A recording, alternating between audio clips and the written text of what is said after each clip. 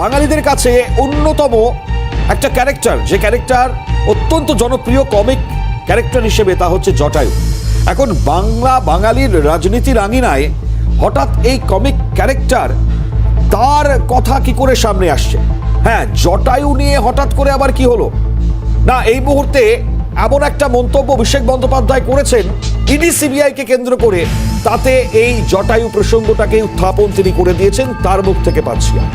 আজকে কোন ক্ষেত্রে প্রাসঙ্গিক? তিনি বলছেন নাকি ইডি সিবিআই জটায়ুর মতো। তিনি বলছেন সন্দেশখালিতে ইডি সিবিআই এর তদন্ত হলো জটায়ুর তদন্ত।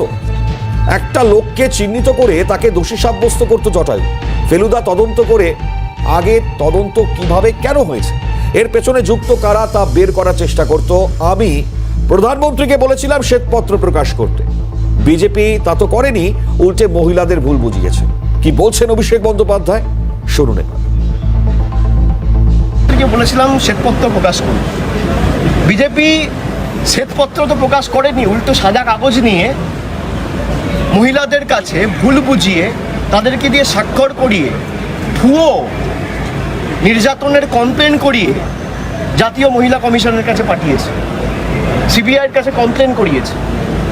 আজকে যারা এই তথ্য দিচ্ছে, সিবিআই কবার জেরা করেছে? আমরা তো এটাই বলেছিলাম যে সন্দেশখালি পরিকল্পিত। যদি কারোর বিরুদ্ধে কোনো অভিযোগ ওঠে, আইনের পথে চলবে, কিন্তু তদন্ততে সঠিক পথে পরিচালিত হয়নি, এটা তো পরিষ্কার যে রাজনৈতিক স্বার্থে তদন্ত একটা রাজনৈতিক দলের অঙ্গুলি হেলনে মার্ক করে করে তদন্ত হয়েছে।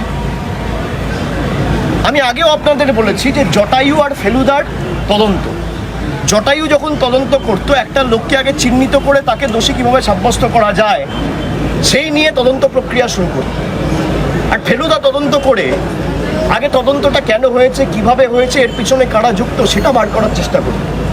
সিবিআইয়ের তদন্ত হচ্ছে জটায়ুর তদন্ত, ইডির তদন্ত হচ্ছে জটায়ুর তদন্ত।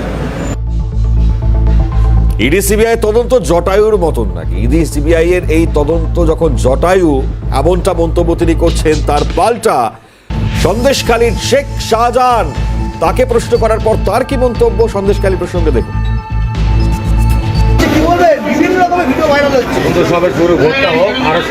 কারা কারা জড়িয়ে আছে দাদা, সব ধরা পড়বে, দেখতে পারো কারা তারা।